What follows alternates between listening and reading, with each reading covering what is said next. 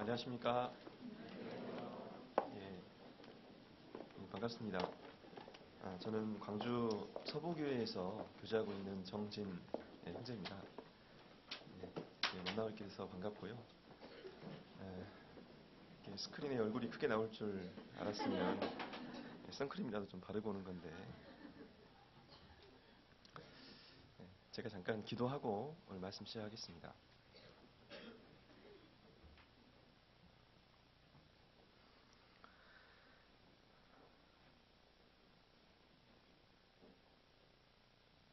살아서 역사하시는 자비로우신 아버지 하나님, 저희를 영원한 멸망의 형벌에서 건져주시고, 또 지금까지 교회 안에서 저희를 붙들어 주시고 양육해 주시며 인도해 주시는 그 은혜에 진심으로 감사합니다. 해가 거듭할수록 주님의 그 크고 놀라우신 사랑을 더 많이 깨달아 알게 해주시고, 늘 주님의 그 사랑을 마음에 일깨우는 가운데 주님을 기뻐하시는, 주님을 기쁘시게 하는 삶을 살아갈 수 있도록 인도해 주십시오. 오늘 주일 아침 또 말씀을 사모하는 마음으로 하나님 앞에 모였습니다. 이 시간 모든 시종을 주께서 친히 주관하여 주시고, 또 각 사람에게 마땅히 깨달아야 할 주님의 말씀을 깨달아 알게 해 주십시오. 말씀을 전하는 자의 입술도 친히 주께서 주장해 주시고 주님의 뜻과 영광만 나타나기를 원합니다. 모든 시종 주 성령께만 의지하며 저희를 사랑하시는 주 예수 그리스도 이름으로 기도드렸습니다. 아멘. 성경 누가복음 19장을 찾겠습니다.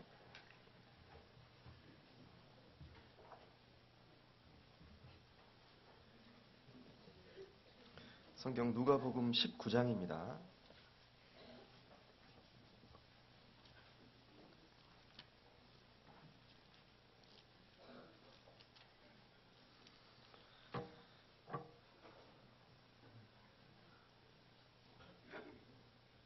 (11절부터) (27절까지) 조금 긴데요. 제가 읽어 올리겠습니다. 11절입니다. 저희가 이 말씀을 듣고 있을 때에 비유를 더하여 말씀하시니, 이는 자기가 예루살렘에 가까이 오셨고 저희는 하나님의 나라가 당장에 나타날 줄로 생각함이로라. 가라사대 어떤 귀인이 왕위를 받아가지고 오려고 먼 나라로 갈 때에 그 종 열을 불러 은 10문화를 주며 이르되, 내가 돌아오기까지 장사하라 하니라. 그런데 그 백성이 저를 미워하여 사자를 뒤로 보내어 가로되, 우리는 이 사람이 우리의 왕됨을 원치 아니하노이다 하였더라.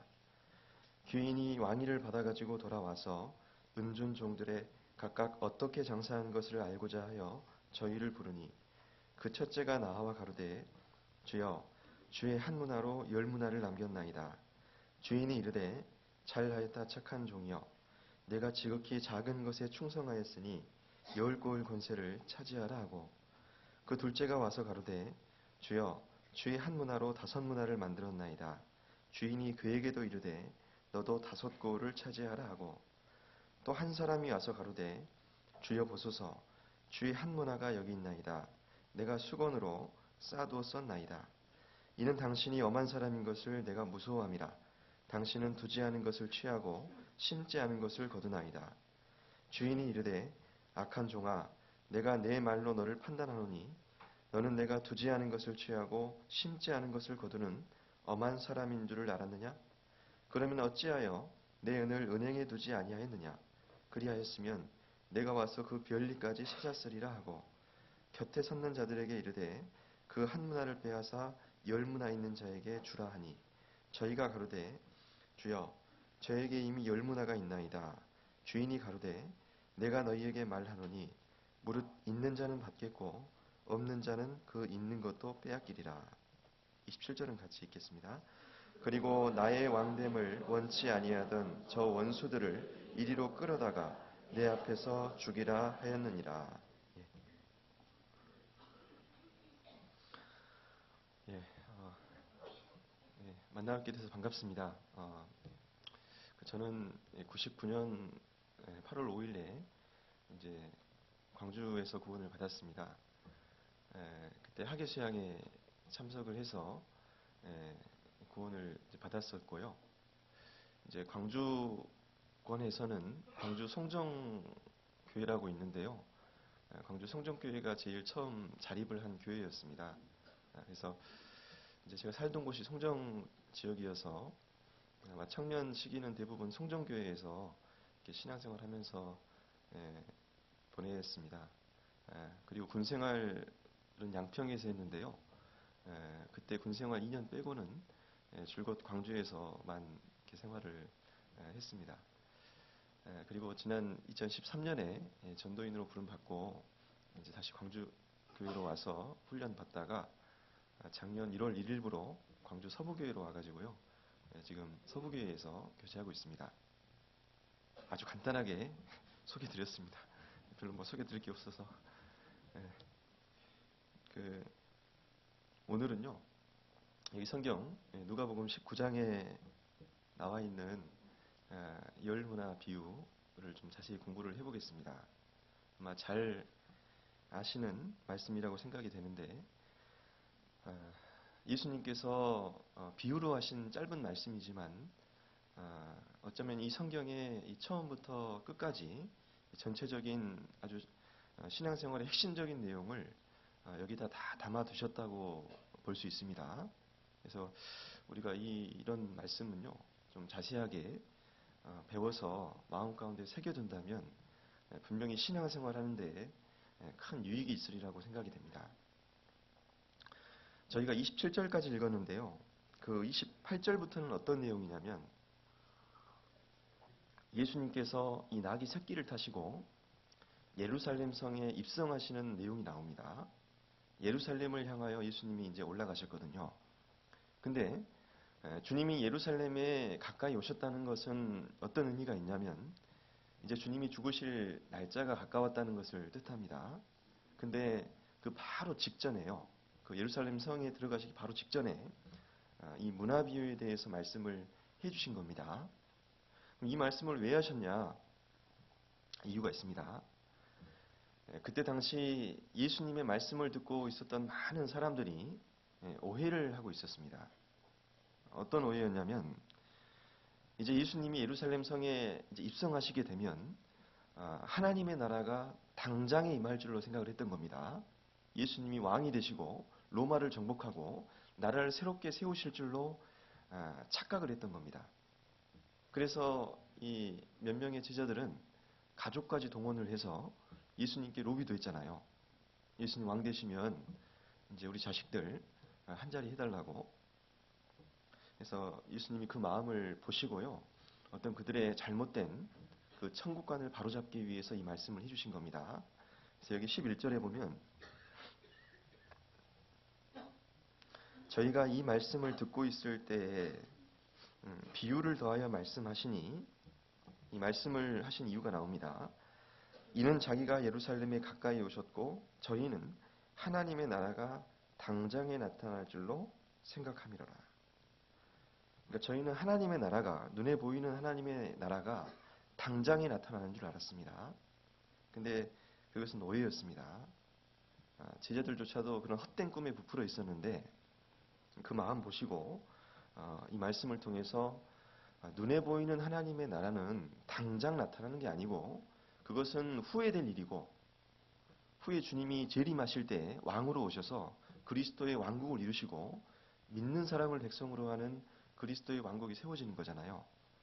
그건 후에 될 있을 일이고 지금은 그때를 인내로 기다리면서 일할 때다. 그걸 교훈하신 겁니다. 지금 이 교회 시대가 2000년 이상 계속되고 있는데요. 마찬가지로 우리에게도 이 말씀이 교훈이 됩니다. 지금 우리도 그때를 인내로 기다리면서 뭘 해야 되냐면 일해야 됩니다.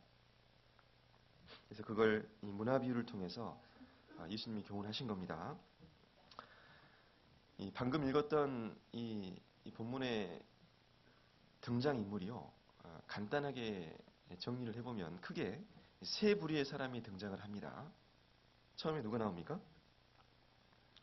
여기 뭐 가장 먼저 귀인이 등장을 하고, 그 다음 또 누가 나오냐면 이제 종이 나옵니다. 그 다음 또 누가 나옵니까? 백성이 나옵니다. 그래서 이 문화 비유는 귀인과 이 종과 백성, 크게 이 세 인물을 중심으로 해서, 세 부류의 인물을 중심으로 해서 이 비유가 전개가 되는 겁니다. 먼저 예수님은 자기 자신을 가리켜서 귀인이라고 소개를 했습니다. 어떤 귀인이? 귀인이란 뜻은 지극히 존귀한 사람이란 뜻입니다. 여기 12절에 가라사대 어떤 귀인이 왕위를 받아가지고 오려고 먼 나라로 갈 때, 여러분 이 세상에서 가장 존귀하신 분이 누굴까요? 어떤 분이 나 그러더라고요. 물론 이제 내가 제일 중요하지만, 그러나 가장 존귀하신 분은 성경에 단연코 예수님입니다. 그 요한복음 8장에 보면 이런 말씀이 있는데, 너희는 아래에서 났고 나는 위에서 났으며 너희는 이 세상에 속하였을 때 나는 이 세상에 속하지 아니하였느니라. 그러니까 이 세상의 모든 사람은 다 아래에서 났는데 유일하게 위로부터 나신 분. 우리는 다 이 세상에 속하였지만 유일하게 이 세상에 속하지 않으신 분이 계시는데 그분이 성경의 예수님입니다. 그래서 성경은 그를 가장 존귀한 분으로 소개하고 있는 겁니다. 여기 잠깐 잡아두시고요. 성경 이사야 52장을 찾겠습니다.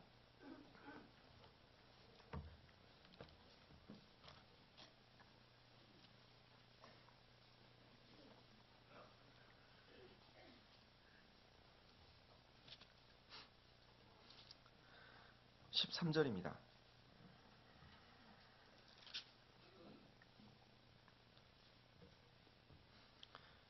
제가 몇 구절 읽겠습니다. 15절까지 읽겠습니다. 여호와께서 가라사대 보라 내 종이 형통하리니 받들어 높이 들려서 지극히 존귀하게 되리라. 이왕에는 그 얼굴이 타인보다 상하였고 그 모양이 인생보다 상하였으므로 무리가 그를 보고 놀랐거니와 후에는 그가 열방을 놀랄 것이며 열왕은 그를 인하여 입을 봉하리니 이는 그들이 아직 전파되지 않은 것을 볼 것이요 아직 듣지 못한 것을 깨달을 것임이라 하시니라.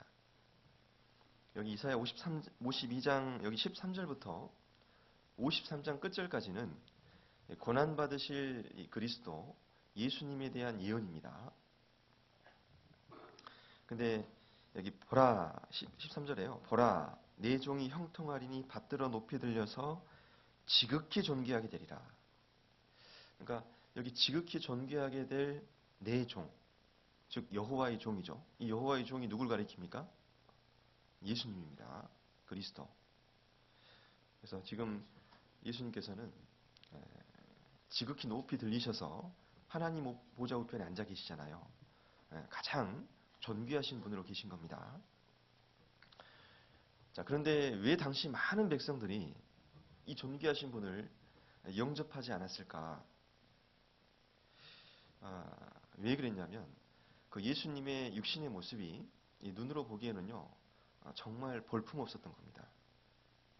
이 육신의 눈으로 보기에는 전혀 존귀하신 분으로 보이질 않았던 겁니다.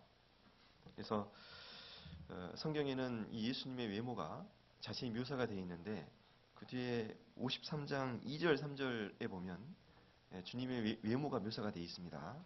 예수님이 어떻게 생겼냐면 여기 53장 2절입니다. 그는 주 앞에서 자라나기를 연한 순 같고 마른 땅에서 나온 줄기 같아서 고운 모양도 없고 풍채도 없은즉 우리의 보기에 흠모할 만한 아름다운 것이 없도다. 그는 멸시를 받아서 사람에게 실어버린 바 되었으며 간고를 많이 겪었으며 질고를 아는 자라. 마치 사람들에게 얼굴을 가리우고 보지 않음을 받은 자 같아서 멸시를 당하였고 우리도 그를 귀히 여기지 아니하였도다. 우리도 그를 귀히 여기지 아니하였도다. 그러니까 예수님의 생애는 한마디로 말하면 멸시와 천대였습니다. 아무도 우리도 그를 귀히 여기지 아니하였도다. 그래서 많은 사람들이 그 존귀하신 분을 정말 귀인으로 알아보지 못하고 배척을 했던 겁니다. 근데 그분이 다시 오신다고 약속하셨잖아요. 그래서 주님이 다시 오실 때에는 초림 때와는 비교도 안 될 정도로 너무나도 영광스러운 모습으로 오시기 때문에 사람들이 다시 한번 놀라는 일이 있다고 되어 있습니다. 그래서 좀 전에 읽었던 여기 52장 14절, 15절에 각각 예수님의 초림과 재림에 대한 예언이거든요. 제가 다시 읽겠습니다. 52장 14절. 이왕에는 그 얼굴이 타인보다 상하였고 그 모양이 인생보다 상하였으므로 무리가 그를 보고 놀랐거니와. 그러니까 초림 때 예수님의 너무나도 초라한 육체를 보고 사람들이 놀랐던 겁니다. 근데 후에는 이제 이 재림 때입니다.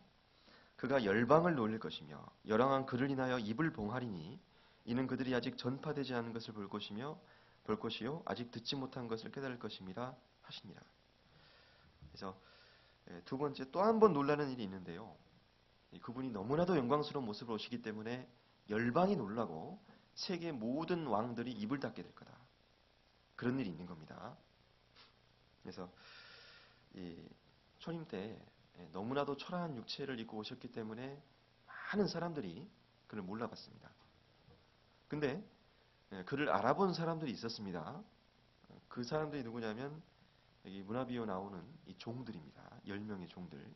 다시 찾아보겠습니다. 누가복음 19장.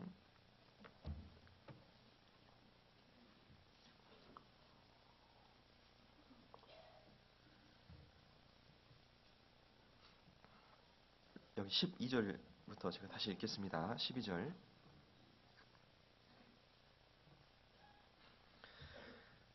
가라사대 어떤 귀인이 왕위를 받아가지고 오려고 먼 나라로 갈 때 그 종 열을 불러 은 10문화를 주며 이르되 내가 돌아오기까지 장사하라 하니라. 이 10명의 종들을 불러다가 이 귀인이 일을 맡기고 떠나셨습니다. 근데 이 귀인이 어디 갔다고 되어 있습니까? 왕위를 받아가지고 오려고 먼 나라로 가셨다. 사실 예수님이 지금 어디 가셨냐면 하나님 나라 가셨는데 왕위를 받아가지고 오려고 가신 겁니다. 오실 때 왕으로 오신다고 하셨거든요. 근데 이 10명의 종들은 어떤 사람들이냐면 이 귀인이 아직은 눈으로 보기에는 초라하지만 장차 왕이 될 거다. 그걸 확신하는 사람들입니다. 이 10명의 종들은.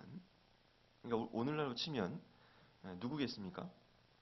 예수님을 영접한 사람들, 그를 그리스도로, 메시아로, 그리고 왕으로 영접한 사람들, 구원받은 모든 성도의 대표라고 할 수 있습니다. 이 종들은. 그러니까 사실은요, 정말 예수님을 알아봤다고 하는 것, 그게 제일 큰 복입니다. 그렇지 않습니까? 그리스도를 못 알아보는 사람들이 너무나도 많잖아요. 우리 시대에도. 근데 정말 그분을 귀인으로 알아보고 왕으로 영접했다고 하는 것은 가장 큰 복입니다. 이 사람들은 비록 아직은 예수님이 초라해 보이지만 장차 왕이 될 것을 확신하는 사람들, 그분을 왕으로 영접한 사람들입니다. 그 사람들에게 뭔가 일을 맡기고 가신 거예요. 근데 그 다음에 등장하는 백성들은요, 이 귀인을 알아보질 못했습니다. 배척했습니다. 이 배척한 이 백성들의 대사가 여기 한마디 나오는데 14절에 이 백성들은 이렇게 말합니다. 그런데 그 백성이 저를 미워하여 사자를 뒤로 보내어 가로되 우리는 이 사람이 우리의 왕됨을 원치 아니하노이다 하였더라. 이 백성들은 이 귀인을 미워했고 왕이 되는 것을 원치도 않았고 그리고 그것을 아주 공개적으로 얘기합니다. 우리는 이 사람이 우리의 왕 되는 것을 원치 않습니다. 그러니까 이 백성들은요, 귀인을 왕으로 영접하지도 않았고 이 귀인을 싫어했고 배척했던 겁니다. 이 사람들이 누구겠습니까? 그러니까 우리 시대 불신자들이라고 할 수 있습니다. 예수님을 인정하지 않잖아요. 그래서 이 백성들은 이 왕을 배척했습니다. 귀인을. 근데 이 백성들을요, 자신을 영접하지 않았던 이 백성들을 이 귀인은 당장 나무랬던 게 아닙니다. 당장 심판하지 않았어요. 여러분, 우리 시대에 왜 많은 이 불신자들이 담대히 악을 행하고 담대하게 삶을 살아가지 않습니까? 근데 그렇게 하는 이유가 뭐냐면 이 심판이 있다는 걸 믿지 않는 겁니다. 악한 일에 징벌이 속히 실행되지 않으므로 인생들이 악을 행하기에 마음이 담대하도다. 그렇죠? 그러니까 이 사람들도 당장 예수님 영접 안 해도 문제될 것이 없었습니다. 당장 귀인도 심판했던 건 아니에요. 그렇다고 심판이 없는 건 아닙니다. 당장 심판하는 것이 아니라요. 문제가 언제 생겼냐면 이 귀인은 약속대로 왕위를 받아가지고 다시 돌아오셨습니다. 자, 귀인이 다시 돌아오셨을 때 이 믿지 않았던 백성들한테는요. 정말 큰 문제가 생겼습니다. 어떤 문제가 생겼냐면 다시 오신 주님이 하시는 일이 뭐냐면 심판입니다. 그래서 여기 27절에 여기 그 내용입니다. 27절에 이렇게 되어 있습니다. 27절. 그리고 나의 왕됨을 원치 아니하던 저 원수들을 이리로 끌어다가 내 앞에서 죽이라 하였느니라. 이 얼마나 무서운 말입니까? 이 귀인이 하시는 말씀이 오셔가지고 나의 왕됨을 원치 않았던 저 원수들을 끌어다가 내 앞에서 죽이라. 여러분, 이것이 둘째 사망, 곧 불못 심판입니다. 다 죽이라. 심판이 없는 게 아닙니다.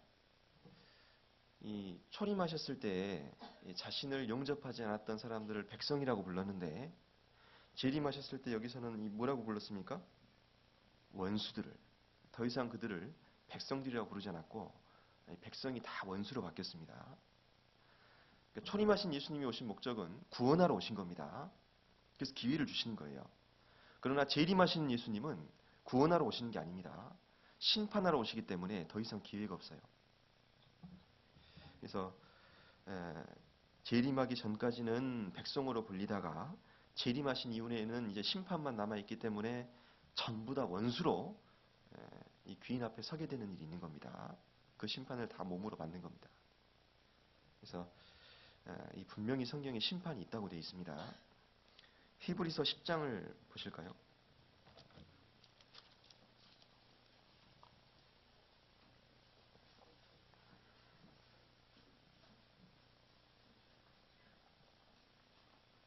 히브리서 10장 12절입니다.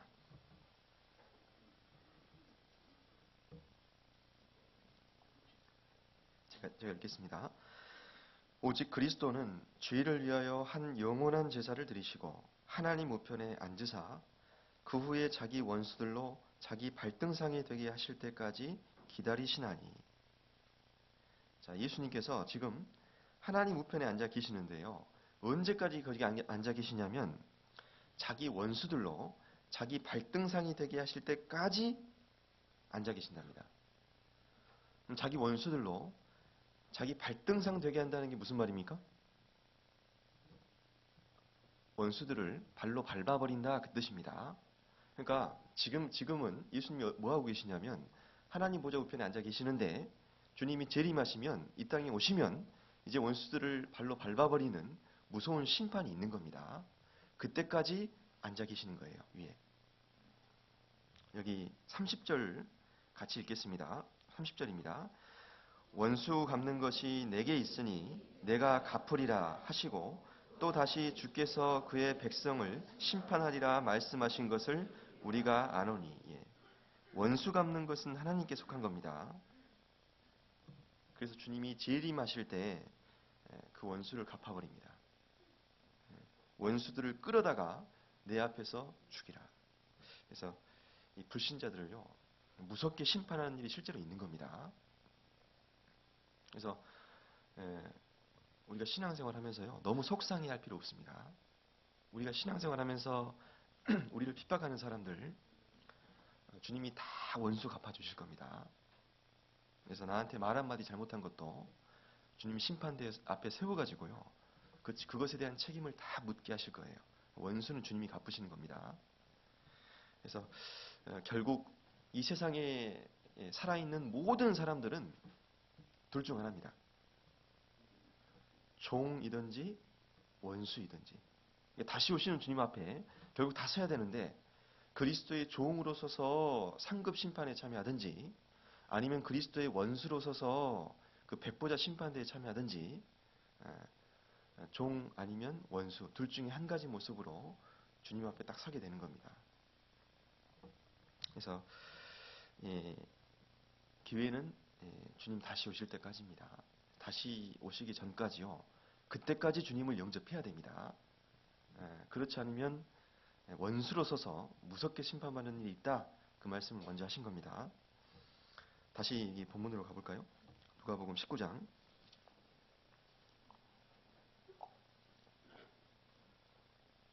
이제 조금 자세히 보겠습니다. 13절.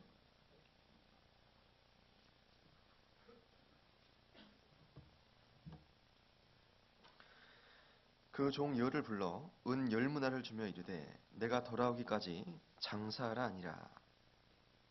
이 귀인이 먼 나라로 가시면서 10명의 종들을 불러다가 10문화를 주셨습니다. 그리고 뭐라고 말씀하십니까?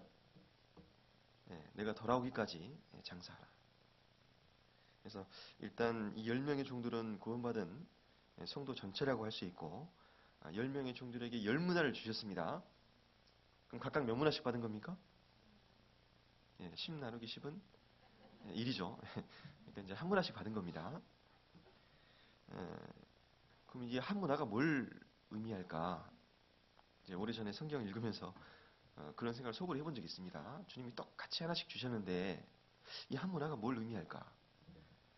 속으로 제 속으로 이것이 구원인가? 똑같이 주셨으니까 그런 생각 속으로 해본 적이 있는데요. 근데 성경을 조금 더 공부하면서 사실 이것을 구원으로 보기는 좀 어렵습니다. 왜냐하면 이 성경을 끝까지 읽어보면 이 한 문화만 가지고 썼던 종을 어떻게 하셨냐면요. 처음 주인이 주셨던 그 한 문화를 뺏어다가 다른 사람을 줘버렸거든요. 그러니까 구원이라고 하는 것은 한 번 받은 구원이 이루어질 수는 없잖아요. 그러니까 한 번 받은 구원이 영원하고 안전하다는 다른 말씀과 안 맞기 때문에 이걸 구원으로 보기는 어렵습니다. 일단 구원은 아닙니다. 일단 장사라고 말씀하시면서 주셨기 때문에 일단 장사 미천인데 이제 끝까지 읽어보면 이것이 이 모든 성도들에게 주님이 주시고자 하는 어떤 기본 상급이라는 걸 알 수 있습니다. 끝에 다시 말씀드리겠습니다. 그래서 아무튼 이 한 문화를 주시면서 내가 돌아오기까지 장사하라. 그러니까 주님이 초림하시고요. 초림하셨고 그리고 재림하실 텐데 그때까지는 기간이 있지 않습니까? 그러니까 이 기간에 성도들이 뭘 해야 되냐면 장사하라.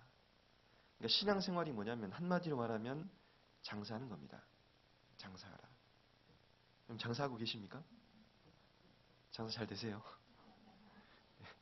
장사라는 말은 뭔가 이윤을 남기라는 겁니다. 이익을 남기라는 거잖아요. 상을 얻도록 남기는 삶을 살라고 말씀하신 겁니다. 그래서 이제 주님이 이렇게 명령을 하셨기 때문에 우리는 주님 오실 때까지는 뭔가 남기는 삶을 살아야 됩니다. 그게 신앙생활이니까. 그래서 그럼 어떻게 하는 것이 장사하는 거냐? 어떻게 하는 것이 남기는 거냐? 자, 그걸 한번 간단하게 한번 정리를 해본다면 첫 번째는 이 구원받은 이후부터는요. 사실 하나님 앞에서 살아가는 하루하루가 다 장사하는 거라고 할 수 있습니다.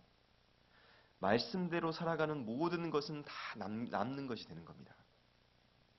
그래서 그 시편 119편 56절에 이런 말씀이 있는데 내 소유는 이것이니 곧 주의 법도를 그다음 뭡니까? 지킨 것이니이다. 내 소유는 이것이니 그리스도인의 소유로 딱 남는 게 뭐냐면 주의 법도를 지킨 것.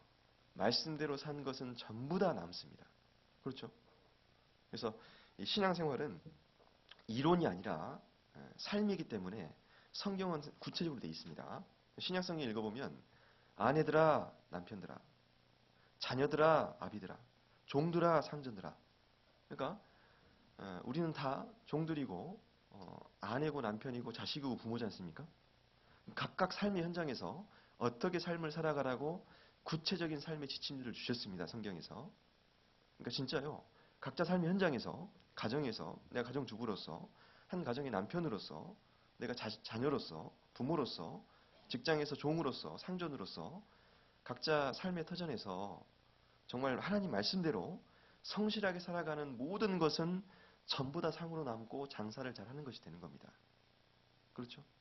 교회 안에서 어떻게 행할 것을 말씀해 주셨기 때문에 그 말씀대로 내가 성실하게 하루하루 신앙생활하면서 살아가는 모든 것은 다 장사를 잘하는 것이 되는 겁니다. 그리고 또 특별히요, 이 구원받은 사람들한테 잘 대해주는 것이 그것도 장사하는 거라고 말씀하셨습니다. 예수님이 이렇게 말씀하셨죠.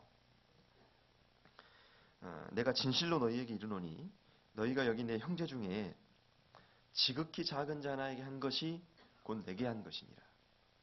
그러니까 성도에게 구원받은 형제 자매들한테 잘한 것이 주님께로 한 것으로 봐주신다고 하셨잖아요. 심지어는 냉수 한 그릇 대접한 것도 어떻게 하신다고요? 상이 있을 거라고. 그렇죠? 상이 있을 거다. 그러니까 성도 섬긴 건요, 전부 다 남기는 것이 되는 겁니다. 그게 장사를 잘하는 거예요. 그래서 연약한 성도를 붙잡아주고 기도해주고 병약할 때 돌아봐주고 그렇게 섬기는 것이요, 그게 장사를 잘하는 겁니다. 다 남을 거니까. 남기는 삶을 사는 겁니다. 이왕이면 좀 많이 남기는 장사하면 좋잖아요. 제일 이윤이 많이 남는 장사가 뭘까요? 예? 예. 전도일 겁니다, 실제로. 왜냐하면 성경에 아주 특별한 영광을 약속하셨거든요. 다니엘서 12장에 보면 많은 사람을 옳은 대로 돌아오게 한 자는 별과 같이 영원토록 비추리라. 그러니까 많은 사람을 옳은 대로 돌아오게 한 자에게 성경에 특별한 영광을 약속하신 겁니다. 그리고 이제 성경 읽어보면 예수님의 마음을 알 수 있는데, 그 누가복음 5장을 읽어보면 그 유명한 세 가지 비유가 나옵니다. 그 중에 한 가지 비유가 그 양을 잃은 목자 비유입니다. 한 목자가 있었습니다. 이 목자는 100마리의 양을 이제 쳤는데 한 마리를 잃어버린 겁니다. 100마리 중에 한 마리가 안 보여요. 여러분 어떻게 하시렵니까? 저 같았으면 그냥 이제 나머지 99마리를 잘 돌봐야 되겠다, 그렇게 생각했을지 모르겠는데 이 주인은 그렇게 하지 않았습니다. 이 목자는요, 99마리의 양을 들여두고 그 잃어버린 양 한 마리를 찾도록 찾아다닙니다. 찾도록 찾다가 기어이 찾잖아요. 찾았습니다. 그 양을 딱 발견하자 너무 기뻐가지고요, 집에까지 돌아왔는데 그 목자가 그 양을 집에 어떻게 데리고 왔는지 기억하십니까? 1번 질질 끌고, 2번 발로 빵빵 차면서, 3번 어깨에 메고. 그러니까 이제 그 어떤 분이 그렇게 설명하셨더라고요. 그 목자가 정말 양에 대한 애정이 없이 형식적으로 찾은 거라면요, 그 양을 딱 발견했을 때 정말 불평스러운 마음이 올라왔을 수도 있습니다. 근데 사실은 그 목자는 그 양이 길만 안 잃어버렸어도 그런 수고는 안 해도 됐거든요. 그 시간에 훨씬 더 생산적인 효율적인 다른 일을 할 수도 있었는데 그 일 하나도 못하고 그 양 한 마리 찾는데 시간과 정력을 다 소비한 거잖아요. 그걸 찾는 것이 형식이었다면 정말 짜증났을 겁니다. 야, 내가 너 때문에 얼마나 개고생했는데, 그러면서요, 다음 6월절 때 보자고, 그런 마음으로 이제 돌아왔을지도 모르겠습니다. 근데 목자는요, 정말 기뻐서 그 어깨에 메고 집에 돌아와서 기뻐하는 모습이 성경에 묘사되어 있거든요. 그러니까 그 뭐냐면, 목자는 그 양을 정말 사랑했던 겁니다. 그러니까 양 잃어버린 목자의 가장 기쁜 소식이 뭐겠습니까? 그 양 한 마리 찾았다는 소식을 들려드리는 것이 그 목자에게는 가장 기쁜 소식이 되는 겁니다. 그게 목자의 진심입니다. 그래서 그 다음에 나오는 유명한 말씀이 그거잖아요. 죄인 하나가 회개하면 하늘에서는 회개할 것이 없는 의인 99을 인하여 기뻐하는 것보다 더 기뻐하신다고. 그게 주님의 진심인 겁니다. 그래서 어쨌거나 이제 장사라고 하셨기 때문에 우리가 주님 오실 때까지는 그 일을 하다가 주님을 만나야 됩니다. 그래서 이제 근데 실제로 장사하시는 분도 계시죠. 저는 장사를 안 해봤는데 저희 부모님이 이제 식당을 하셨었거든요. 오랫동안 장사를 하셨습니다. 제가 옆에서 지켜보니까요, 이 장사하는 게 이게 장난이 아니더라고요. 여러분 장사는 대충 하면 망합니다. 장사 잘 안 되면 어떡합니까? 그냥 그러려니 합니까? 이것이 먹고 사는 이유가 직결되기 때문에요. 그럴 수 없거든요. 어떻게든 방법을 찾고 잘 되게 해보려고 하고 고민을 합니다. 그렇잖아요? 여러분 정말 주님 편에서 이 장사가 잘 안 된다면 어떻게 해야 됩니까? 우리가 좀 고민을 해봐야 됩니다. 어떻게 하면 정말 이 일을 좀 잘 해볼 수 있을까? 그런 고민이 필요하거든요. 전에 이제 들은 얘기인데 어떤 아이스크림 가게예요. 장사가 잘 됐대요. 다른 가게는 안 되는데 그 가게만 유독 잘 되는 겁니다. 왜 그럴까? 가격도 비슷한데 하고 봤더니 그 잘 되는 가게에 이제 뭔가 다른 것이 있는데 이 아이스크림 위에다가요 이 체리 하나를 더 얹어주더랍니다. 사람들이 다 글로 가는 거예요. 뭐라도 하나 서비스가 더 좋은 데 가려고 하는 것이 사람 심리잖아요. 마찬가지일 겁니다. 우리가요 남들만큼만 살면서 전도하려고 하면 잘 안 되거든요. 정말 그리스도인들에게는 남들과는 다른 이 체리 하나가 더 있어야 됩니다. 그러니까 이 세상에서 실제로 빛과 소금의 역할을 하면서 이 나팔을 불어야 그 소리에 힘이 있고 뭔가 영혼에 영향을 미칠 수가 있거든요. 그래서 주님이 그 일을 하라고 하셨기 때문에 물론 그렇게 사는 것이 힘듭니다. 피곤한 일이지만 그러나 이제 그것이 우리의 사명이고 맡기신 일이기 때문에 그 일을 하다가 주님을 잘 하다가 주님 만나야 될 겁니다. 근데 이제 한 가지 정말 위로가 되는 게 뭐냐면 이 귀인이 다시 오신다는 겁니다. 이 주님이 다시 오실 때에는 너무나도 영광스러운 모습으로 오시는데 빈손으로 오시는 게 아닙니다. 자, 주님이 다시 오시면 하신 일이 크게 두 가지인데 불신자들은 심판하지만 믿는 사람들은 뭐 합니까? 상을 주십니다. 시상식이 있습니다. 올림픽 끝났습니까? 이제 곧 폐막식 하죠. 시상식이 있잖아요. 여기 누가복음 19장입니다. 여기 15절입니다.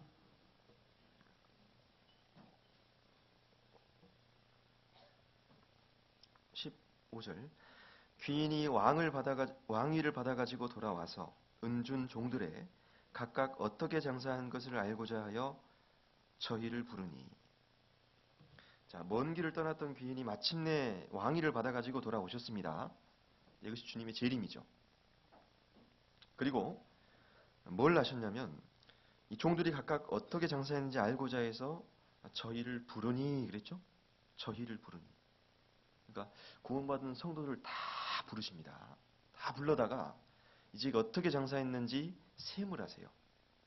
그 10명의 종들이 다시 세 부류의 사람으로 딱 나눠졌습니다.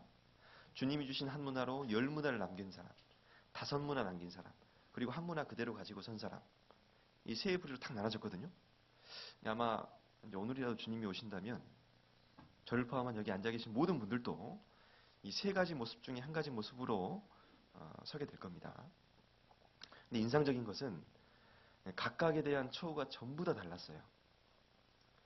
어떤 종한테는요, 먼저 칭찬을 해주셨습니다. 그리고 칭찬과 더불어 상을 주셨어요. 또 어떤 종한테는 칭찬은 안 해주시고 그냥 상만 주셨습니다. 또 어떤 종한테는 칭찬이 아니라 도리어 책망을 하시고 상을 주신 게 아니라 뺏어버렸어요.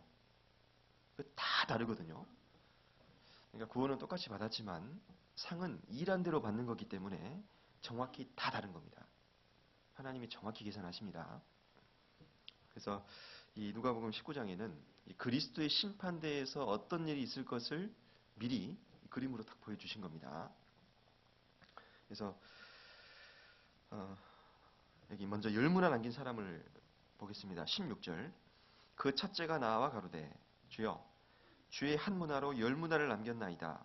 주인이 이르되 잘하였다 착한 종이여 내가 지극히 작은 것에 충성하였으니 10고을 권세를 차지하라 하고.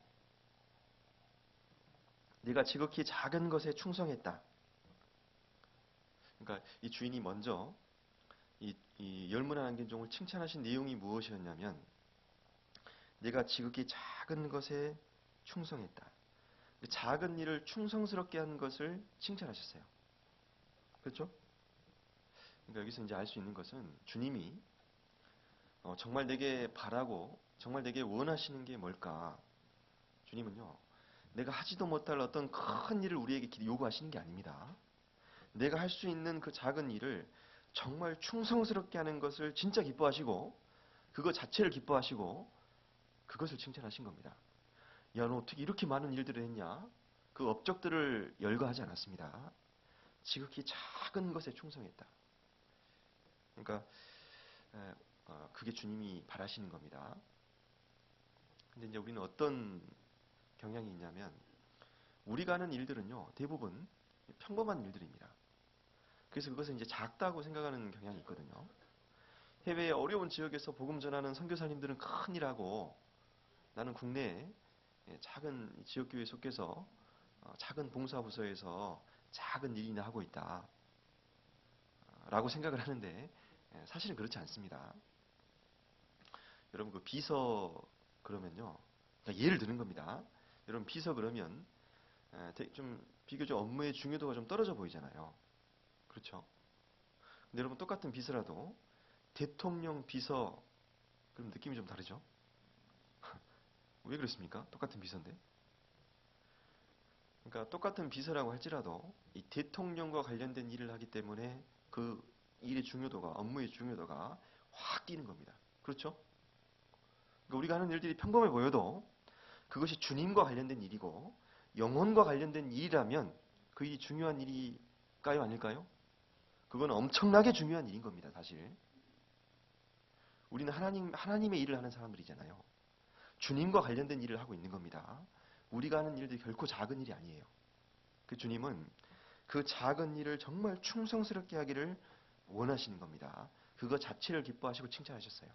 그리고 그 종한테 보상을 해주시는데 이 상이 어마어마하다는 걸 알 수 있습니다. 뭐라고 하셨냐면 내가 지극히 작은 것에 충성했다 그러시면서 칭찬하시면서 열 골 권세를 차지하라 그랬어요. 그러니까 열 문화를 남긴 종한테 열 골 차지할 권세를 주셨습니다. 열 골, 고을 10개. 영어 성경에는 시티, 도시로 되어 있습니다. 도시 10개를 차지할, 다스릴 권세를 주셨습니다. 그러니까 이 주인이 종한테 한 문화를 투자했는데 이 한 문화를 가지고 장사해가지고 열 문화가 된 거잖아요. 근데 보상이 도시 10개입니다. 그러니까 문화 하나당 도시 한 개죠. 그러니까 이 문화가 어느 정도 가치가 있는 거냐면요. 이 한 문화가 백일치 품삯이랍니다. 백일치 품삯. 그러니까 여러분이 어디 가셔가지고 한 100일 정도, 한 3개월 정도 알바해서 얻을 수 있는 소득이 한 문화입니다. 근데 그 정도 이익을 남겼는데 보상이 도시 하나. 여러분 평생 죽을 때까지 일해서 도시 하나를 살 수 있습니까? 서울에 있는 빌딩 하나 사기도 어렵죠. 근데 여기 보상이요. 도시 하나입니다. 그러니까 3개월 일하면 서울특별시를 그냥 통으로 주겠습니다. 그런 일자리가 실제로 있다면요. 정말 있다면 저 좀 소개시켜 주십시오. 근데 그런 일이 있어요. 주님 일이 그렇다는 겁니다. 주님 일이. 그래서 정말 깜짝 놀랄 일이 있을 겁니다. 여기 잡아두시고 잠깐 고린도후서 4장을 볼까요?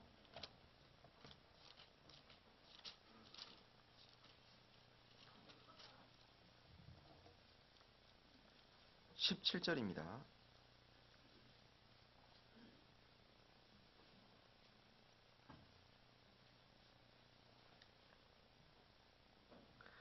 고린도서 4장 17절을 같이 읽겠습니다. 우리의 잠시 받는 환난에 경한 것이 지극히 크고 영원한 영광에 중한 것을 우리에게 이루게 함이니. 예. 이 말씀이 쉬운 번역본에 이렇게 되어 있습니다. 지금 우리가 겪는 일시적인 가벼운 고난은 비교할 수 없을 정도로 영원하고 크나큰 영광을 우리에게 이루어 줍니다. 그러니까 여러분 이 말씀이요 문자 그대로 사실이라는 겁니다. 우리가 사실 신앙생활하면서 받는 고난은요 일시적인 거고 가벼운 겁니다. 우리가 주님 앞에 서게 되었을 때 받게 될 영광에 비하면 영광은 크다고 돼 있고 영원하다고 돼 있거든요. 일시적인 게 아닙니다. 그러니까 상이 보상이 굉장히 큰 겁니다. 이걸 진짜 알면요 이 신앙생활을 대충 할 수가 없다니까요. 또 한 가지, 이 주인이 열 문화를 남긴 종을 정말 칭찬하면서 기뻐하셨잖아요. 근데 이 주인이 무엇 때문에 기뻐한 걸까? 이 주인이 정말 기뻐한 이유가 뭘까 하는 겁니다. 근데 한 가지 분명한 것은 이 주인이 많은 이익을 남겼기 때문에 이익 때문에 기뻐한 건 아닙니다. 그렇죠? 그거 한 가지는 분명합니다. 왜냐하면 이 열 문화를 이 주인이 도로 취해 가셨던 게 아니에요. 그렇죠? 도리어 열 골 차지할 권세를 주셨습니다. 그럼 주인 입장에서는 여러분 열 문화가 큰 겁니까? 열 골이 큰 겁니까? 이거 마이너스 경영 아니에요? 이런 장사를 뭐하러 해요? 그러니까 이 주인은 보통 주인이 아닙니다. 이 귀인은 어마어마한 거부인데 처음부터 이 종들을요 어떤 이익을 바라고 일을 맡겼던 게 아닙니다. 이 종을 시험한 거잖아요. 처음부터 자기가 가지고 있는 그 엄청난 것들을 이 종들과 나누고 싶으셨던 거예요. 근데 그걸 그냥은 줄 수 없고 작은 일을 맡기고 그것에 충성했을 때 그것을 주시는 겁니다. 여러분 그게 주님의 마음 아닙니까? 이 세상에서 가장 부자가 누굽니까? 여러분 땅이 한 1000만 평 있으면 부자 맞습니까? 제가 땅이 없어서 잘 몰라서 그런. 근데 이제 한 가지 분명한 것은 그 주님이 부동산을 얼마나 가지고 계신지 아시죠? 태초에 하나님이 천지를 창조하시니라. 이 지구 덩어리가 다 하나님 겁니다. 그렇죠? 그런 분이 뭐가 아쉬워서 우리에게 일을 요구하시고 우리에게 헌금을 요구하시고 우리에게 도움을 요구하시겠습니까? 사실 그분은요. 우리의 도움 없이도 하나님이 하시고자 하는 일을 다 하실 수 있는 분입니다. 그렇잖아요. 그럼에도 불구하고 우리에게 뭔가 일을 맡기시고 도움을 요구하시고 하는 것은요.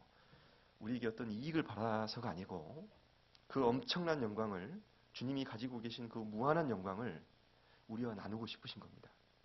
우리에게 나눠주시려고 하는 거예요. 그래서 내가 혹시 교회에서 작은 봉사를 맡고 있다면 내가 혹시 교회에 정말 교회 뭐 건축이나 그것을 위해서 헌금에 참여할 일이 있다면요. 그건 절대 주님이 주신 기회라고 생각을 해야 됩니다. 영광 받을 수 있는 기회를 주시는 거예요. 그렇죠? 그래서 이 주인이 그 작은 일에 충성했을 때 이제 그 큰 영광으로 보상을 해주셨다는 겁니다. 그래서 그 성경에 보면요, 예수님께서 이 가난한 한 과부가 이 두 렙돈 헌금하는 모습을 예수님이 유심히 지켜보시다가 그 여자를 거론하면서 칭찬해 주신 일이 있습니다. 그런 걸 보면 예수님이 헌금하는 모습 다 보시는 것 같아요. 근데 그 두 렙돈이요, 정말 작은 돈이었습니다. 렙돈이 당시 최소 화폐 단위라고 되어 있거든요. 그러니까 정말 1000원도 안 될 수도 있습니다. 정말 작은 금액이었는데 예수님 뭐라고 하셨습니까? 저 여자가 제일 많이 했노라고. 근데 그것이 그 여자를 위로하기 위해서 하신 말씀이 아니라요. 문자 그대로 사실입니다. 그러니까 주님은 어떤 식으로 평가하시냐면 절대평가가 아닙니다. 주님은 자신이 처한 환경에서 얼마만큼 최선을 다했는가 그걸 가지고 가장 공정하게 주님이 심판을 하실 겁니다. 그래서 왜 그것이 많은 금액이었냐면 그녀에게는 그게 생활비 전부였거든요. 그녀는 자신이 처한 환경에서 최선을 다한 겁니다. 그래서 주님이 칭찬하셨고 적어도 이 헌금 부문에 있어서 가장 큰 상 받을 사람이 누구예요? 그 가난한 과부일 겁니다. 그러지 않겠습니까? 최선 다했으니까. 그래서 잘하였다 착한 종이요. 주님 보실 때 정말 착한 종은 어떤 종이냐면 많은 업적을 이룬 종이 아니라 지극히 작은 것에 충성하는 그 종이 주님 보실 때 정말 착한 종이고 그런 사람들한테 정말 기대 이상의 큰 상이 주어질 겁니다. 그래서 이 교회 안에는요. 잘 드러나지는 않지만 정말 자기 위치에서 묵묵하게 충성하는 분들이 많이 계시거든요. 그래서 지금은 누가 주님을 잘 섬기는지 그렇지 않은지 드러나 있지는 않습니다. 그러나 주님이 재림하시면 그날 우리들의 진짜 모습이 다 드러나게 됩니다. 지금은 누가 주님을 섬기고 안 섬기고 이런 게 잘 안 드러나거든요. 그래서 우리들의 진짜 모습이 주님 앞에 주님 오실 때 드러나는 겁니다. 그래서 아마 믿는 사람들 속에서요, 아마 제2의 인생 역전이 있을 겁니다. 실제로. 기독교에 유명한 예화가 있잖아요. 그 어떤 장로님 한 분이 하늘나라에 가셨답니다. 도착하니까 천사가 딱 이렇게 안내를 하더래요. 그래서 이제 중국집으로 딱 안내를 했답니다. 배고프던 차에 잘 됐다 싶었대요. 들어가면서 보니까 같은 교회 다니던 집사님 한 분이 먼저 오셔가지고 탕수육 잡수고 계신 겁니다. 장로님이요, 기대를 했다 그러잖아요. 야, 집사님 탕수육 잡수시는 거 보니까 난 더 맛있는 거 나오겠다. 근데 천사가 짜장면을 딱 갖다 주더래요. 기분이 살짝 상했습니다. 그래서 하나님께 이 장로님이 한마디 했답니다. 아니 하나님, 저 집사님 탕수육 주시고 저는 왜 짜장면 주냐고. 그랬더니 뭐라 그랬는지 아시죠? 하나님이 그러셨답니다. 김장로, 그런 소리 말어. 자네 교회 담임 목사는 지금 배달 나갔어. 그랬답니다. 그래서 이제 전도인이 큰 상 받는 것도 아닙니다. 예. 그래서 지금 모습이 진짜 모습이 아니고요. 예. 정말 그 주님 앞에 주님을 바르게 섬긴 사람이 크게 되는, 자기가 처한 환경에서 정말 최선 다한 그 사람이 정말 높여지는 그런 일이 있을 겁니다. 다시 여기 본문으로 가겠습니다. 누가복음 19장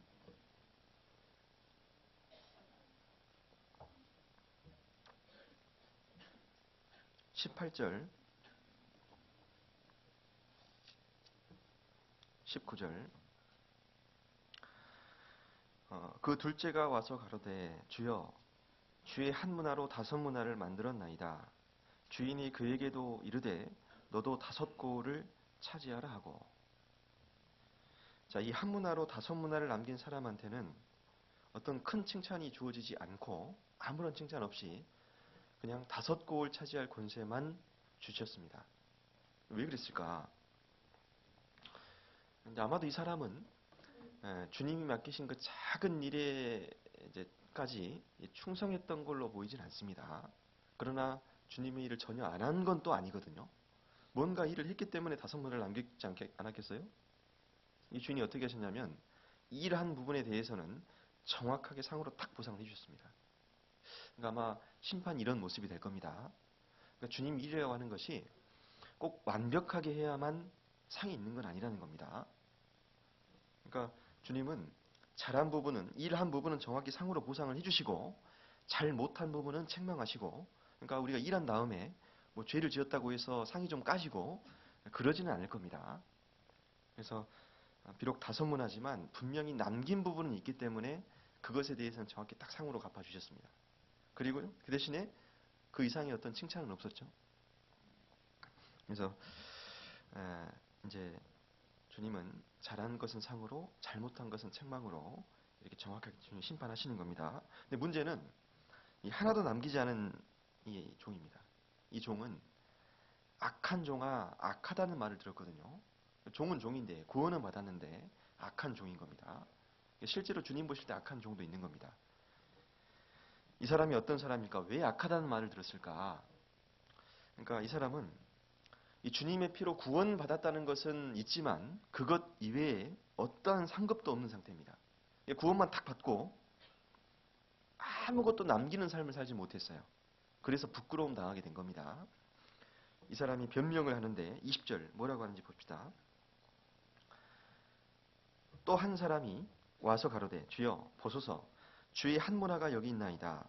내가 수건으로 싸두었었나이다. 이는 당신이 엄한 사람인 것을 내가 무서워함이라. 당신은 두지 않은 것을 취하고 심지 않은 것을 거두나이다. 이 사람이 뭐라고 주장하냐면요, 주님은 두지도 않고 취하기만 하시고 심지도 않고 거두기만 하는 엄한 사람입니다. 마치 이 주인이 악덕 고리대금업자처럼요, 막 달라고만 재촉하고 그런 험한 사람이라고 주장을 하는 겁니다. 이 사람 말을 하는 걸 보면 뭘 알 수 있냐면 너무 무지하다는 걸 알 수 있습니다. 주인에 대한 올바른 지식이 없어요. 이 사람이 생각하는 것처럼 주인은 그런 분이 아닙니다. 이렇게 책망하셨어요. 22절 악한 종아, 내가 내 말로 너를 판단하노니 너는 내가 두지 않은 것을 취하고 심지 않은 것을 거두는 엄한 사람인 줄을 알았느냐? 알았느냐? 이 말이 제대로 알았다는 겁니까? 잘못 알았다는 겁니까? 너가 지금 단단히 오해하고 있다는 겁니다. 이 앞서 이 주인이 10문화 5문화 남긴 종에게 어떻게 처우해 주셨는지 보면 알 수 있습니다. 이 주인은요, 아주 넉넉하신 분이고 이해심이 많은 분이고 자비로운 분인 거예요. 서운하지 않도록 10문화, 10골, 5골 차지할 권세를 주셨잖아요. 아주 넉넉하신 분인데 이 종은 이 주인에 대한 올바른 지식이 없는 겁니다. 주인을 오해한 겁니다. 자기가 게을러서 장사를 제대로 안 한 걸 가지고 그 원인을 누굴 탓합니까? 주인 때문이라고. 당신이 엄한 사람이라. 그러니까 이런 모습을 보면요. 우리 시대 게으른 사람이 꼭 이와 같습니다. 자기가 신앙생활을 잘 못하는 이유를 그 원인을 자꾸 외부에서 찾습니다. 환경 때문에. 아니 주님이 내게 이런 환경을 주셨는데 내가 어떻게 신앙생활을 바르게 하냐고. 바꿔주셔야지 하지. 여러분 그것은 핑계일 수 있습니다. 그러면요. 나와 같은 환경에 처한 모든 그리스도인이 전부 다 나처럼 살까요? 그렇진 않습니다. 전국에요. 정말 기가 막힌 환경 속에서 나보다 훨씬 더 어려운 환경과 여건 속에서 얼마든지 주님께 헌신되어서 살아가는 그리스도인이 얼마나 많은데요. 마음의 문제죠. 그래서 이 환경을 탓하면서 하나님을 원망하면서 신앙생활 대충대충 하려고 하는 사람이 아마 우리 시대 악한 종이라고 할 수 있을 겁니다. 23절 또 이렇게 책망하셨어요. 그러면 어찌하여 내 은을 은행에 두지 아니하였느냐? 그리하였으면 내가 와서 그 별리까지 찾았으리라 하고. 주님이요. 내 은혜를 은행에 두지 않았다. 그걸 책망하셨습니다. 그러니까 이 세상에서 장사를 이 돈 장사를 잘하는 곳이 은행이잖아요. 여러분 주님 편에서 남기는 일을 가장 잘하는 곳이 어디입니까? 교회입니다. 그러니까 장사를 적극적으로 할 의지가 없었다면 적어도 이 교회의 교제 가운데 딱 연결되어 있을 수는 있었잖아요. 그러면 주님은 내가 못할 그 일을 전체를 통해서 교회를 통해서 하시거든요. 그러면 내게 최소한 별이라도 쌓일 건데 이 약한 종은 그것마저도 없는 겁니다. 그러니까 이 종은 어떤 사람이냐면 구원만 딱 받고 교제 가운데 제대로 연결되어 있지도 않고 제대로 봉사한 경험도 없고 자기 하고 싶은 대로 산 겁니다. 그러니까 어떤 별일도 없는 거예요. 주님은 그 모습을 보시고 악하다고 하신 겁니다. 그래서 결론적으로 이 하나도 남기지 못한 이 사람이 문제가 뭐냐면 첫 번째 이 주님을 오해했다는 거. 두 번째 교회를 떠나서 개인적으로 삶을 살았다는 거. 그게 문제입니다. 그래서 이 종을 어떻게 하셨는지 24절에 나와 있죠. 곁에 섰는 자들에게 이르되 그 한 문화를 빼앗아 10문화 있는 자에게 주라. 이 아무런 이익을 남기지 못한 이 종을 어떻게 하셨냐면 책망하셨을 뿐만 아니라 주님이 처음 주셨던 그 한 문화를 뺏어다가 다른 사람 줘버렸습니다. 여러분 이것이 주님의 뜻입니다. 근데 실제로 이렇게 하신다는 거예요. 그래서 이 사람은 주님 앞에 섰는데 구원은 받았는데 천국은 갔는데 아무런 남는 것이 없는 겁니다. 그러니까 부끄럽겠잖아요. 그래서 이와 같은 사람이 구약 시대에 한 명 등장하는데 이 롯입니다. 롯. 롯이 이 불 가운데 얻은 구원. 소돔성 멸망할 때 생명은 건졌지만 목숨은 건졌지만 심판 지나가고 나니까 남는 게 하나도 없었잖아요. 그게 부끄러운 겁니다. 그래서 정말 우리가 구원은 받았어도 이 사람처럼요. 혹 부끄러움을 당하는 사람이 있을 수 있는 겁니다. 이런 생각 해볼 수 있죠. 만약에 이 악한 종이라고 불렸던 이 사람이 장사를 제대로 안 했더라도 적어도 그 한 문화를 은행에 예치해뒀더라면 이 교회와 교제 가운데 연결되어 살았더라면 어떻게 됐을까? 그럼 어떻게 됐을까요? 그럼 일단 별리가 있어요 없어요? 별리가 있었겠죠. 그러면 별리가 있으면 주인이 이 한 문화 빼앗습니까? 안 빼앗습니까? 안 빼앗습니다. 별리가 없으니까 빼앗은 거거든요. 그러면 이 주인이 어떻게 보상하시겠습니까? 일단 한 곡을 차지할 권세를 주셨겠죠? 그렇죠? 그리고 별리가 있으니까 그 별리에 해당하는 추가 상급을 또 받을 수도 있었을 겁니다. 그럼 창피도 안 당하고 영광스럽게 될 수도 있었는데 그 기회마저 놓쳐버린 겁니다. 그래서 실제로 주님 앞에 섰을 때 부끄러움 당하는 사람이 있다고 되어 있습니다. 요한일서 2장입니다.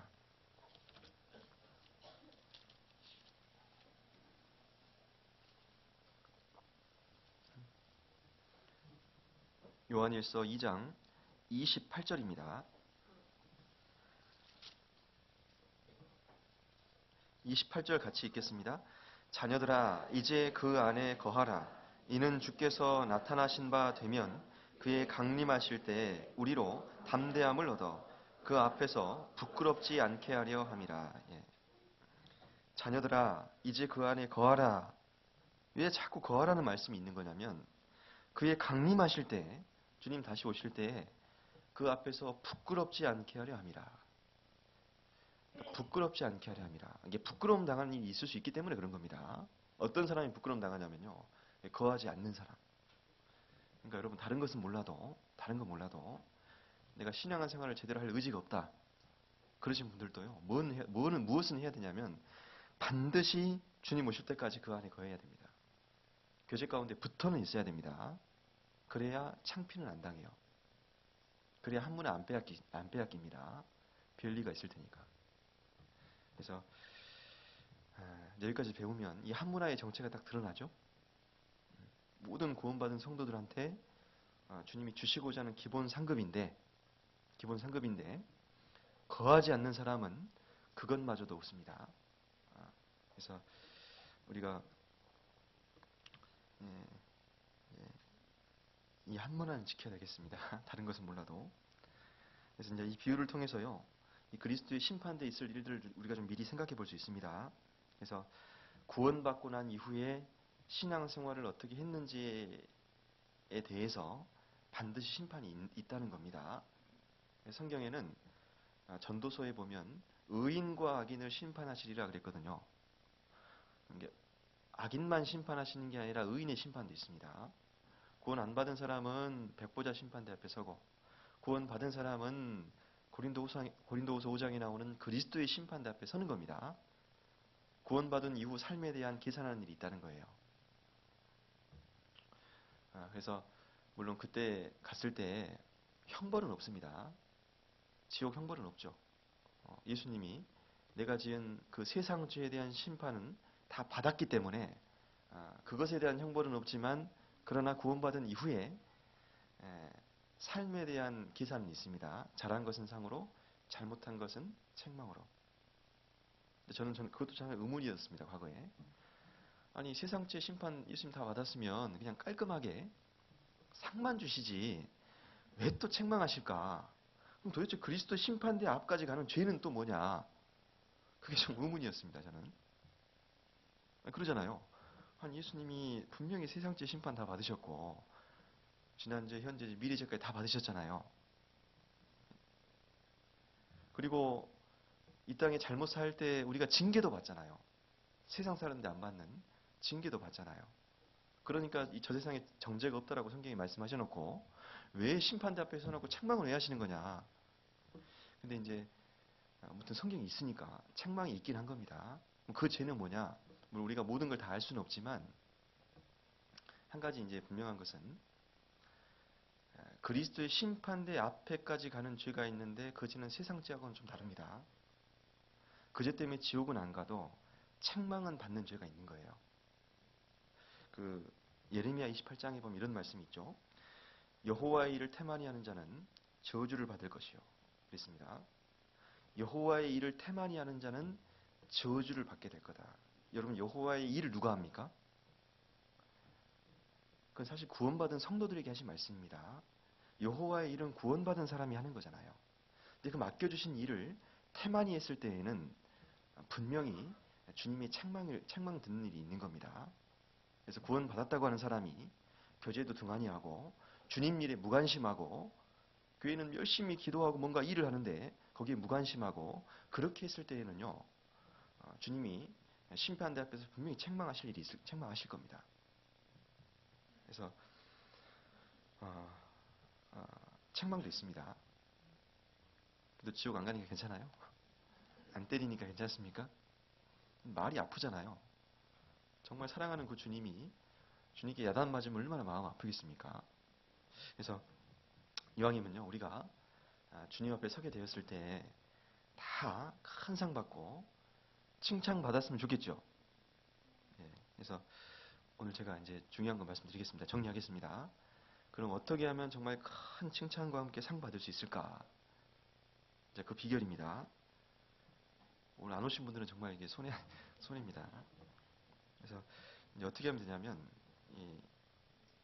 그 한마디로 이 악한 종과 반대로만 하면 됩니다.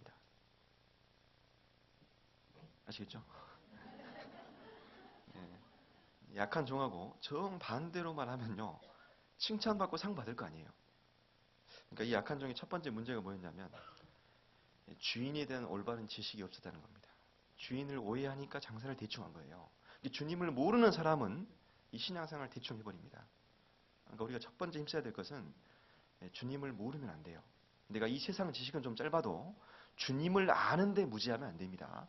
주님을 아는데 정말 힘써야 됩니다. 우리가 여호와를 알자, 힘써 여호와를 알자 그랬죠. 당시 이스라엘 백성들이 신앙이 실패한 원인도 하나님을 몰라서였다고 성경에 기록하셨거든요. 그 성경 읽다 보면요, 그 사무엘 선지자가 활동하던 그 시대에 대제사장이 엘리였습니다. 그 엘리 대제사장에게 두 아들이 있었는데요. 대제사장 아들이면 제사장인데 성경에는 그 두 아들이 불량자라고 되어 있습니다. 그리고 하나님이 이제 그 말씀을 하셨는데 왜 대제사장인데 그 아들이 불량자가 됐을까? 그 사무엘상 2장 12절에 이렇게 되어 있습니다. 엘리의 아들들은 불량자라. 여호와를 알지 아니하더라. 하나님을 모르니까 불량자가 된 겁니다.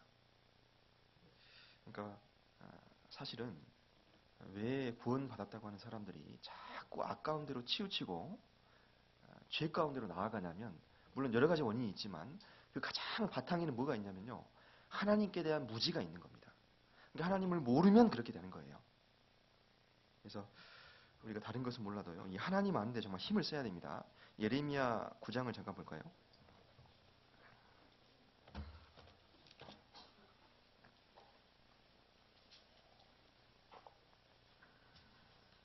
예레미야 시대에도요, 이스라엘 백성들의 신앙이 점점 내리막으로 갔는데 그 원인이 여기 나옵니다. 예레미야 9장 3절.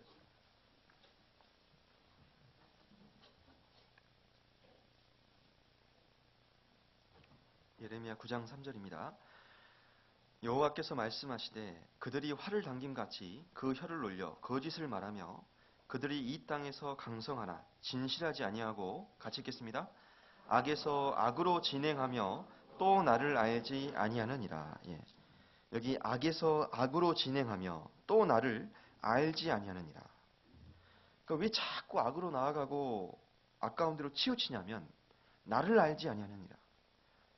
그러니까 그 가장 밑바탕에는 하나님께 대한 무지가 있다는 겁니다. 하나님을 모르니까 그래요. 6절. 내 초소는 괴울 가운데 있도다. 그들은 괴울로 인하여 나 알기를 싫어하느니라. 나 여호와의 말이니라 하시니라. 나 알기를 싫어하느니라. 그러니까 이때 당시 이스라엘 백성들이 신앙이 실패한 이유도 하나님을 알기 싫어함이 있었습니다. 그래서 우리가요, 다른 것을 몰라도 하나님을 아는데 정말 노력을 해야 됩니다. 힘을 써야 됩니다. 마음과 시간을 좀 투자해야 돼요. 그러니까 주일날 이렇게 모여서 우리가 말씀 배우고 수요일날 또 말씀 배우고 모임 때마다 말씀 배우고 하는 그 시간들이 정말 소중한 겁니다. 이렇게 말씀 배우는 시간을요, 빼먹으면 안 돼요. 그리고 말씀 들을 때에도 집중해서요, 말씀을 정말 잘 들으려고 해야 됩니다. 하나님을 아는 시간이거든요. 그렇잖아요. 안 보이는 하나님을 어떻게 압니까? 일단 말씀으로 자신을 나타내셨기 때문에 말씀을 가까이 하려고 하는 노력이 필요한 겁니다. 그래서 하나님을 아는 데 힘을 써야 됩니다. 베드로후서 1장도 볼까요?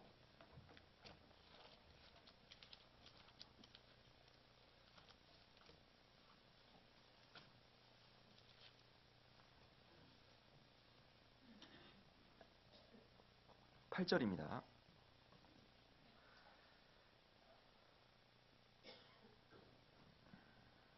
8절 같이 읽겠습니다. 이런 것이 너희에게 있어 흡족한즉 너희로 우리 주 예수 그리스도를 알기에 게으르지 않고 열매 없는 자가 되지 않게 하려니와. 너희로 우리 주 예수 그리스도를 알기에 게으르지 않고 열매 없는 자가 되지 않게 하려니와. 말이 좀 복잡하죠? 열매 없는 자가 되지 않게 하려니와. 그러니까 이중 부정으로 되어 있는데 쉽게 말하면 열매 맺는 자가 되게 하려니와 이 말인데, 근데 여기 그 그리스도를 아는 거하고 열매 맺는 거하고 같이 언급을 하셨거든요. 이 틀린 관련이 있는 겁니다. 그러니까 이 말씀은 근거로 둘 중에 하나일 겁니다. 우리가 예수 그리스도를 알기에 게으르지 않고 열매 맺는 자가 되든지, 아니면 주님을 알기에 게으르고 열매 없는 자가 되든지, 그러겠죠. 그래서 이 주님을 알기에 게으르면 반드시 신앙생활에 문제가 생깁니다. 어떤 문제가 생기냐면 열매가 안 맺혀요. 그래서 이 주님을 아는데 게으르지 않고요, 부지런히 주님을 알고 아는데 힘써야 됩니다. 그게 첫 번째입니다. 그리고요, 이 악한 종이 악하다는 말을 들었던 그 원인이 무엇이냐면, 이 주인이 딱 보니까 별리도 없는 겁니다. 장사를 좀 못할 수도 있습니다. 근데 최소한 별리는 있어야 되거든요. 그게 맞거든요. 은행에 예치해줘야 되는데 그것도 안 하니까 그걸 악하다고 하신 겁니다. 그러니까 우린 반대로 해야죠. 그러니까 다른 것은 몰라도 내가 직접 전도를 못하더라도요, 직접 뭘 못하더라도 이 교회에 참여는 해야 되거든요. 교제에 빠지면 안 됩니다. 모임에 빠지면 안 돼요. 그러니까 3월달에 대집회도 있더라고요. 그런 집회가 있으면요, 내가 꼭 전도는 못하더라도 반드시 그곳에 주님이 계시고 역사하시기 때문에 참여를 해야 되는 겁니다.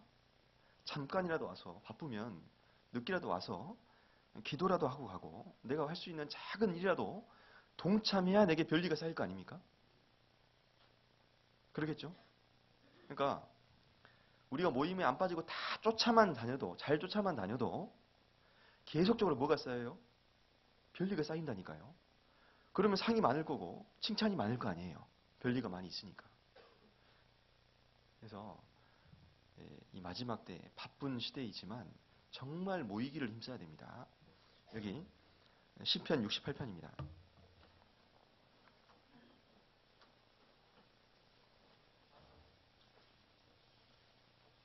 35절.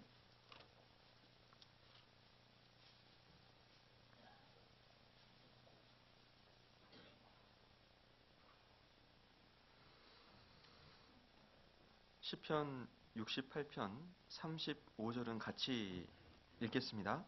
하나님이여 위엄을 성소에서 나타내시나이다.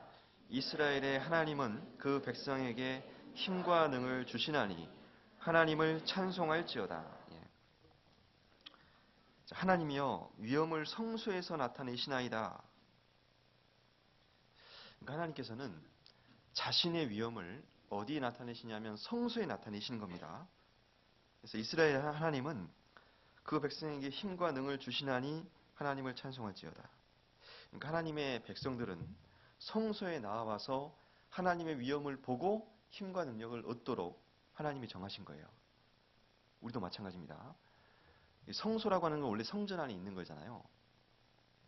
우리 시대에 성전이 없습니다. 예수님이 이 땅에 오셨을 때는 자기 자신, 자기 육체를 가리켜서 성전이라고 말씀하셨죠. 너희가 이 성전을 헐라, 내가 3일 만에 다시 일으키겠다. 그러니까 유대인들이 반발했잖아요. 수십 년간 건축된 이 성전을 네가 무슨 수로 3일 만에 건축하냐? 자기 육체를 가리켜 말씀하신 거라고 하셨습니다. 근데 지금 예수님도 승천하고 안 계시잖아요. 우리 시대에 성전이 어디 있습니까? 신약 성경에는 구원받은 성도들이 모여있는 그 무리가 성전이라고 말씀하셨습니다. 거기가 성소입니다. 하나님이 사람과 만나주시는 장소가 성전인데 거기가 교회잖아요. 그러니까요, 누가 신앙생활 잘하냐면, 힘있게 잘하냐면 적극적으로 모임에 나와서 거기에 연결되어서 주님께로부터 힘과 능력을 받는 사람, 그 사람이 당연히 신앙생활 힘있게 할 수밖에 없죠. 거기서 주님이 힘과 능력을 주시니까. 그래서 우리가 적극적으로 모임에 나와서 주님의 위엄을 보고 신앙에 필요한 힘과 능력을 얻어내야 됩니다. 공급을 잘 받아야 됩니다. 시편 63편도 볼까요? 63편 2절.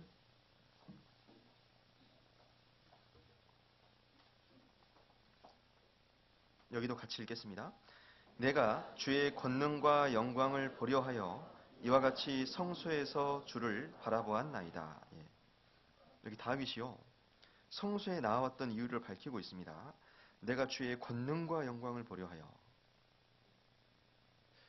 예. 하나님은 자신의 위엄을, 권능과 영광을 성소에서 나타내세요. 그래서 다윗도 그 하나님의 영광과 권능을 보려고 성소로 나아갔던 겁니다. 우리도 똑같습니다. 우리가 왜 모임에 나와야 되냐면 첫 번째는 주님의 영광을 보려고 오는 겁니다. 주님의 권능과 영광을 봐야 그게 우리의 힘이거든요. 그래서 주님의 영광을 본다는 것을 조금 쉬운 편으로 바꿔본다면 하나님의 역사를 본다는 겁니다. 하나님의 일하심을 봐요. 주님은 교회를 통해서 일하시기 때문에 반드시 교회에 연결되어 있어야 주님을 볼 수 있습니다. 주님의 일하심을 볼 수 있어요. 주님이 진짜 우리와 함께 하시는구나. 그 임재에 대한 확신도 갖게 되고 주님의 역사를 보고 은혜도 받고 힘도 얻거든요. 여러분, 주님이 우리와 정말 함께 하신다는 증거가 뭡니까? 이제 한 가지 확실한 증거가 있습니다. 그게 뭐냐면 예를 들면 이런 겁니다. 그 정말 실력 좋은 의사가 있어요. 명의입니다. 말기 암 환자를 수술해서 살려내는 정말 실력 있는 의사가 있는데 그런 명의라고 할지라도 도저히 못 고치는 환자가 있죠. 어떤 환자입니까? 그렇죠. 이미 죽어버린 환자는 절대 못 살립니다. 이게 죽은 사람은요, 그건 사람의 능력 밖이에요. 마찬가지로 여러분, 죽은 영혼 살리는 것은 사람이 하는 게 아닙니다. 말씀 전하는 강사가 하는 것은 그냥 말씀이 이렇다고 선포하는 것 뿐이고 그때 성령께서 하나님이 역사하셔야 죽은 영혼이 살아나는 일이 있는 거거든요. 근데 그런 일이 자꾸 우리 주변에서 일어나잖아요. 한 명씩 한 명씩 구원받아가고 구원받은 사람의 삶이 바뀌어가고, 그건 뭐냐면 주님이 역사하셨다는, 주님이 함께 하신다는 가장 확실한 증거입니다. 그래서 이 모두의 때나 이렇게 이제 새로 구원받으신 분들 간증하는 모습을 들으면 어때요? 마음에 정말 기쁨이 되고 정말 우리가 주님이 함께 하시는구나, 감동도 되고요. 힘이잖아요, 우리의. 그래서 그것을 보는 것이 우리의 힘과 능력이 되는 겁니다. 그래서 우리도 다윗처럼요, 정말 적극적으로 주의 권능과 영광을 보려고 이 모임 가운데로 나와야 됩니다. 예. 그래서 적극적으로 모임에 나와야 주님의 영광도 보고 힘과 능력을 얻을 수 있기 때문에 자꾸 모이기를 힘쓰라고 하신 겁니다. 마지막으로 이제 아까 주님이 열문을 남긴 종을 정말 기뻐하시면서 칭찬하셨잖아요. 그 칭찬하신 이유가 뭐였습니까? 어떤 걸 칭찬하셨다고요? 네가 지극히 작은 일에 충성했다 그러셨습니다. 그러니까요, 정말 주님이 우리에게 기대하시는 것은 많은 업적을 남기기를 바라시는 게 아니고 우리가 할 수 있는 일 있잖아요. 교회가 내게 맡겨주신 일 있잖아요. 그 일을 정말 주님이 내게 맡겼다고 생각을 하고 정말 충성스럽게 하는 것, 그거 자체를 이 주님이 정말 기뻐하시는 겁니다. 그래서 그런 사람들한테 정말 큰 상이 있을 겁니다. 제가 전도인 되고 나서요, 광주에 있으면서 이제 한 가지 했던 봉사 중에 하나가 뭐냐면 암송이었습니다. 그래서 광주교회 엄청 크잖아요. 그래서 맨날 몇 명이냐 물어보면 항상 5,000명이라 그럽니다. 잘 파악이 안 됩니다. 그래서 이제 암송을 전도인들이, 신임 전도인 들어가면서 이렇게 몇 개월씩 하는데요, 정말 긴장이 많이 됩니다. 대형 스크린에 풀 HD, 그래서 이제 모음까지 다 보입니다. 근데 그 위에 딱 올라가가지고요, 근데 앞에 하셨던 분들이 다들 소식지를 안 들고 올라가시더라고요. 그러니까 이제 나도 들고 갈 수도 없고, 의지할 데가 없잖아요. 그래서 이제 상당히 부담이 많이 되더라고요.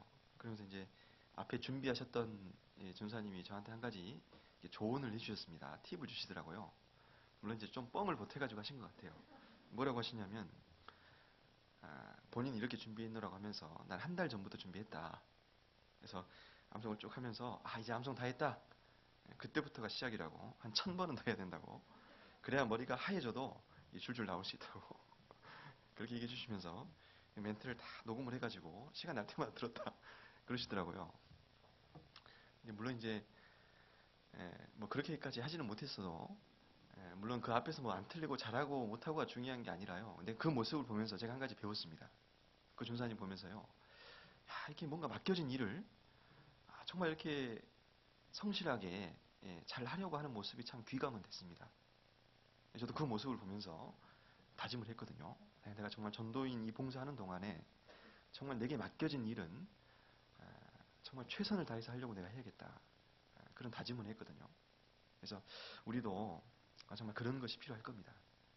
그래서 우리가 하는 일들이 결코 작은 일이 아니라 주님과 관련된 일이고 영혼을 건지고 세우는 일이기 때문에 성경에서는 영혼의 가치를 천하와 비교하셨지 않습니까? 천하보다 한 영혼이 더 귀하다. 그러니까 우리가 신앙생활 하면서요. 어떻게든 노력해가지고 한 영혼을 건졌다. 혹은 연약한 지체를 교회 안에 든든히 세웠다라고 한다면 그 사람은 정말 큰일을 한 겁니다. 나라를 건진 것보다 더 큰 일 한 겁니다. 왜? 영혼이 천하보다 더 크니까. 그러니까 사람이 할 수 있는 일 중에 가장 큰 일이 영혼을 건지고 세우는 겁니다. 그렇지 않습니까? 따지고 보면 그렇습니다. 그래서 우리가 정말 중요한 일을, 큰 일을 하는 사람들이기 때문에 충성하는 것이 필요합니다. 그래서 아무튼 주님 오실 때까지 장사 잘 하시면서요. 큰 칭찬과 함께 상 받는 일이 있었으면 좋겠습니다. 오늘 7분 빨리 끝나는데요. 7분은 선물로 드리겠습니다. 잠깐 기도하겠습니다.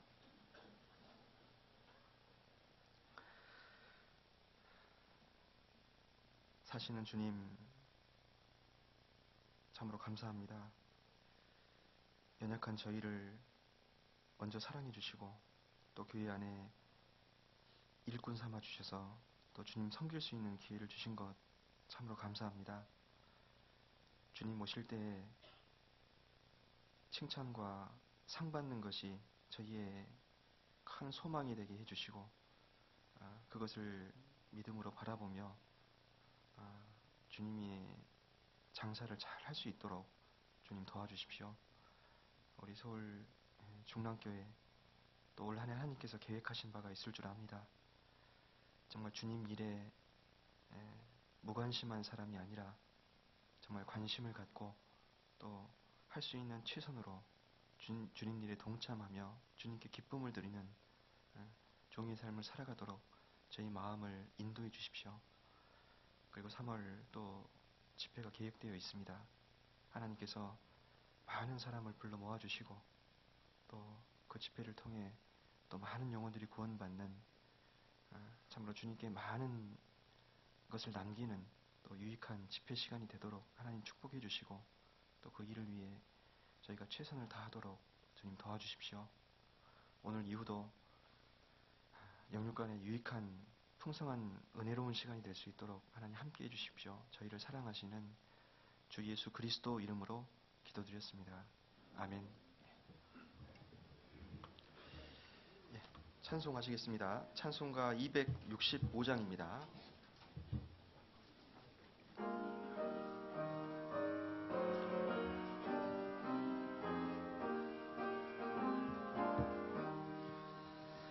옳은 길 따르라 의의 길을 세계 만민이 의의 길 이 길 따라서 살 길을 온 세계에 전하세 만 백성이 나갈 길 어두운 밤 지나서 동튼다 환한 빛 보아라 저 빛 주 예수의 나라 이 땅에 곧 오겠네 오겠네 주 예수 따르라 승리의 주 세계 만민이 돌아갈 길과 진리요 참 생명 내 창검을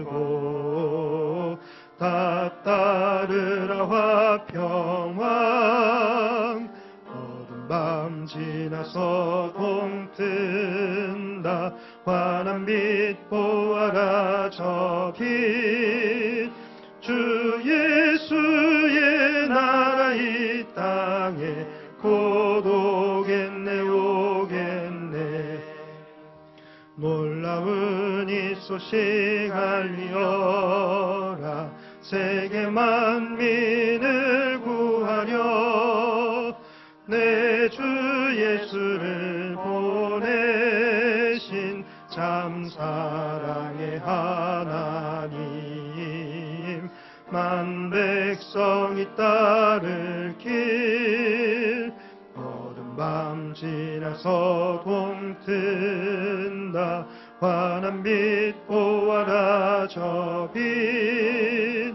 주 예수의 나라 이 땅에 곧 오겠네 오겠네 고난길에 치고 찾아온 길 많은 백성을 구한 길 모두 나와서 믿어라 온 세상이 마침내 이 진리에 살겠네 어두운 밤 지나서 동튼다 환한 빛 보아라 저 빛 주 예수의 나라 이 땅에 곧 오겠네 오겠네. 예, 광고 주시겠습니다.